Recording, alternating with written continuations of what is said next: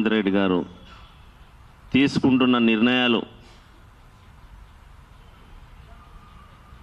అన్నీ కూడా ఇవాళ లంబాడి జాతికి శరఘాతంగా మారుతున్న క్రమంలో సేవాలాల్ బంజారా సంఘం ఈరోజు మన జాతికి జరుగుతున్న అన్యాయం పట్ల ఒక చర్చ కార్యక్రమం నిర్వహిస్తున్నందుకు వారి బృందానికి ప్రత్యేకంగా అభినందనలు తెలుపుకుంటూ అదేవిధంగా ఈరోజు ఈ సమావేశానికి ఇచ్చిన అన్ని సంఘాల నాయకులకు అందరికీ కూడా ప్రత్యేకంగా అభినందిస్తూ ఇవాళ ఏదైతే ఈ సంఘాలన్నీ కూడా గతంలో కేసీఆర్ని గద్దె దింపడానికి పనిచేసిన సంఘాలే అన్నీ మ్యాక్సిమం ఒకరిద్దరు కాకుండా మొత్తం అంటే ఈ సమాజం అంతా ఎటు తిరగబడ్డది ఇప్పుడు అంటే ఆనాడు చిన్న పొరపాటు చేసిన కేసీఆర్నే సహించలే అలాంటిది మీరు ప్రతిదీ కూడా ఇవాళ జాతికి వ్యతిరేకంగా నిర్ణయాలు తీసుకుంటుండ్రు ఇవాళ డాక్టర్ దగ్గరికి వెళ్తే అసలు కనీసం అడుగుతాడు నీకేమైంది అని వచ్చినావని నువ్వు కనీసం మా జాతికి మేలు చేయాలనుకుంటే నిజంగా నీకు ఒకవేళ ప్రేమ ఉంటే నీవు అంత ఆవేశంగా ఆ దేవరకొండలో వెళ్ళి నువ్వు ప్రకటించవలసిన అవసరం ఏముంది నీకు ఏ ఎమ్మెల్యే చెప్పిండు నీకు ఏ ఎంపీ చెప్పిండు నీకు ఏ ప్రజాప్రతినిధులు చెప్పిండు ఏ ప్రజలు నీకు డిమాండ్ పెట్టిండ్రు అని చెప్పేసి నువ్వు పోయి అక్కడ ఆగ మేఘాల మీద నువ్వు ప్రజలకు దిగ్భ్రాంతి కలిగేటట్లు ఎందుకు నువ్వు అక్కడ శివాలాల్ విగ్రహం పెడతా అని చెప్పేసి బీరాలు పలుకుతున్నావు నల్లమల్లలో అక్కడ ఉన్న మధ్యమడుగులో ఉన్న హనుమాన్ టెంపుల్ దగ్గరికి మా బంజారాలో అత్యధికంగా వెళ్తారు అక్కడనే వాళ్ళ ఫారెస్ట్ వాళ్ళు కనీసం వాళ్ళని కూర్చోవడానికి ప్రేసిస్తలేరు అక్కడ ఒక చెట్టు కింద పోయి సేద తీరుదామంటే 200 రూపాయలు వాళ్ళ దగ్గర వ్యక్తికి తలకు లెక్క కట్టి తీసుకుంటున్నారు అక్కడ కూర్చోవడానికి ప్లేస్ లేదు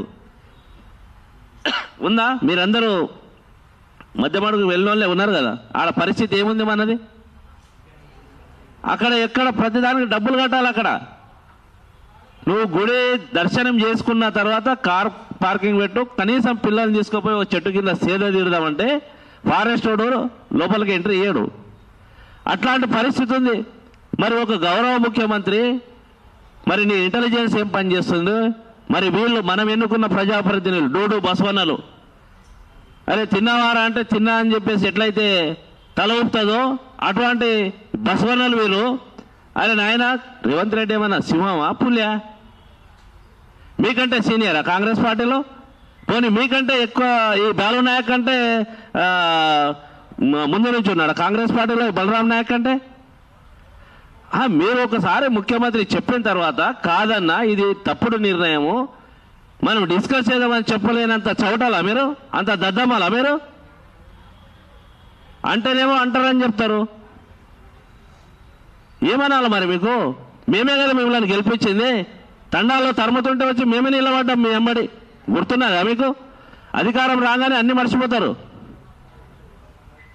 ఒకసారి మీకు సోయి ఉండి మళ్ళీ ముఖ్యమంత్రి గారు డిస్కస్ చేయండి ఇక్కడే మానస హిల్స్ల రాజేందర్ నగర్లో కేసీఆర్ రెడ్డి సంఘానికి 20 ఎకరాలు ఇచ్చిండు అక్కడ ఇప్పుడు ఆంధ్ర వాళ్ళకి ఇచ్చిన రామానాయుడు స్టూడియో అయితే సారథి స్టూడియో అయితే ఏంది అపోలో హాస్పిటల్ అయితే ఏంది ఏఐజీ హాస్పిటల్ అయితే ఏంది కారు చౌకగా మీరు కట్టబెట్టారు కదా మీకు గద్దెనెక్కిచ్చిన ఒక జాతికి ఒక కమ్యూనిటీ గౌరవించుకోవడానికి మీకు హైదరాబాద్లో ప్లేస్ లేదా బ్రహ్మాండంగా ఉంది జాగా మేము 100 ఎకరాల్లో డిమాండ్ చేసినాం 100 ఎకరాలు ఇవ్వండి అంతే మనం ఒకటే 100 అనుకుంటే 100నే డిమాండ్ చేద్దాం ఒకరు మా అడుకునే దగ్గర కూడా దరిద్రం ఎందుకు 1 నుంచి 5 ఇవ్వండి అని ఒకరు 1 ఇవ్వండి అని అరా లేదు గిరా లేదు 100 ఎకరాల్లో ఖచ్చితంగా ఇవ్వాలా హైదరాబాద్లో ఎందుకు జాగలేదు బ్రహ్మాండంగా ఉన్నాయి మొన్నటికి మొన్న హైదరాబాద్ సెంట్రల్ యూనివర్సిటీ దగ్గర సర్వే చేసినాం గోపన్పల్లిలో సర్వే చేసినాం మొన్నటికి మొన్న మణికొండలో సర్వే చేసినాం ప్రభుత్వ ల్యాండ్లో ఇప్పుడు అన్న చెప్పిండు 9300 ఎకరాలు ల్యాండ్ బ్యాంక్ ఉందని దాంట్లోకి వెళ్ళి చేసి నీకు నిజంగా చిత్తశుద్ధి ఉంటే అంతేగాని ఏదో గడిబడి చేస్తాం గాబర చేస్తాం, మాయం చేస్తాం, మాయ మాటలు చెప్తాం. ఇగో ఇట్లాంటి టక్కుటమార విద్యలు తెలిసిన కేసీఆర్నే ఓడగొట్టిన జాతి ఇది. నువ్వు అంతకంటే గొప్పడు ఏం కాదు, అంతకంటే ఉద్యమ చరిత్ర ఏం లేదు నీకు.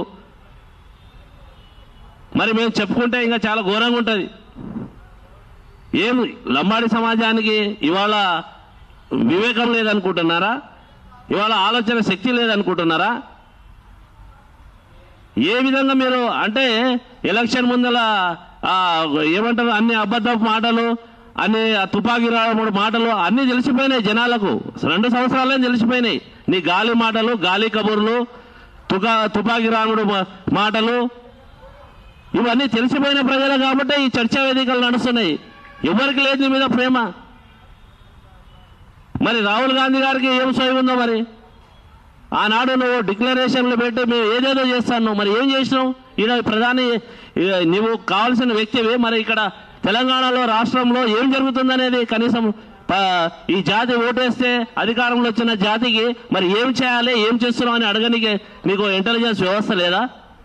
బలరాం నాయక్ గారు మీకు చెప్తున్నాం, మీరు బోలాశంకరులో మరి మంచోళ్ళు మరి ఏందో మీరు ఒక్కరే పోయి కాస్తో కూస్తో చెప్పగలరు. మరి మీరు జాతి తరఫున వెళ్ళి చెప్పండి. అంతేగాని ప్రజల యొక్క ఆకాంక్ష మీకు పట్టించుకోకుండా వారు సీఎం ఏది అంటే అదే మేము ఉరుకులాడతామంటే మిమ్మల్ని ఖచ్చితంగా ఓటు కాదు తన్ని తరుముతారు వచ్చే ఎలక్షన్లో. నేను చెప్తున్నది కాదు, మీ మంత్రులే చెప్తున్నారు, మీ ఎమ్మెల్యేలే చెప్తున్నారు. మనం ఇట్లే పోతే మనకు నియోజకవర్గాల్లో తన్ని తరుముతారని చెప్పి మీ వాళ్ళే చెప్తున్నారు. కాబట్టి మీరందరూ కూడా బయట సంఘాలు పెట్టుకొని మాట్లాడే మాటలు కాదు, లంబాడి సంఘాలు పిలిస్తే వచ్చి గొప్పలు వాళ్ళకి మాట్లాడే మాటలు కాదు. మీ అందరి డొల్లాతనం ఇప్పుడు తెలిసిపోతుంది ప్రజాప్రతినిధులది. మీకు మినిస్టర్ కావాలన్నా మేమే మీటింగ్లు పెట్టి చెప్పాలా, మీకు ఏదైనా ఇవ్వాలన్నా మేమే చెప్పాలా. ఆ పరిస్థితుల్లో మీరు ఉన్నారు. అలాంటిది మేమే చెప్తున్నాం. ఇప్పుడు ఇలాంటి చోటలకు మినిస్టర్ పదవులు వద్దు అని చెప్తున్నాం. ఎవరైనా జాతి పక్షాన గట్టిగా మాట్లాడేటప్పుడు దమ్ము ధైర్యం ఉన్నోనికి ఇవ్వాలని చెప్తున్నాం. ప్రజల నుంచి, ప్రజా సంఘాల నుంచి తీసుకొనియండి, మీ పార్టీ బాగుపడుతుంది. కనీసం ప్రజలకు సమాధానం చెప్పుకోలేని వాళ్ళు ప్రజాప్రతినిధులు అయ్యి మీరు రేపు పార్టీకి నష్టం చేస్తారు, రేపు రేవంత్ రెడ్డికి నష్టం చేస్తారు, సమాజానికి నష్టం చేసిన వాళ్ళు అవుతారు. కాబట్టి మేము ఇంటెలిజెన్స్ ద్వారా ఒకటే, మా ప్రజాప్రతినిధులు ఫెయిల్ అయినరు, మా ప్రజల యొక్క ఆకాంక్షని ప్రభుత్వం దగ్గరకు తీసుకెళ్లడంలో లంబాడి ప్రజాప్రతినిధులు ఫెయిల్ అయినరు. ప్రభుత్వానికి తప్పుడు సమాచారం ఇస్తున్నారు, ప్రజలకు ఏముందో అవి తీసుకెళ్లట్లేదు. ఇవాళ ప్రభుత్వం పతనం కావడానికి వీళ్ళు పనిచేస్తున్నారు. కాబట్టి ఇంటెలిజెన్స్ ద్వారా మేము ప్రభుత్వానికి ఒక్కటే చెప్తున్నాం, లంబాడి సంఘాలతోటి చర్చ చేయండి. మీరు ఎక్కడ ఎప్పుడు ఇస్తారనేది వాళ్ళ సమక్షంలో, మీడియా సమక్షంలో మీరు తెలియజేయండి కోరుతూ అవకాశం ఇచ్చిన పెద్దలందరికీ ధన్యవాదాలు.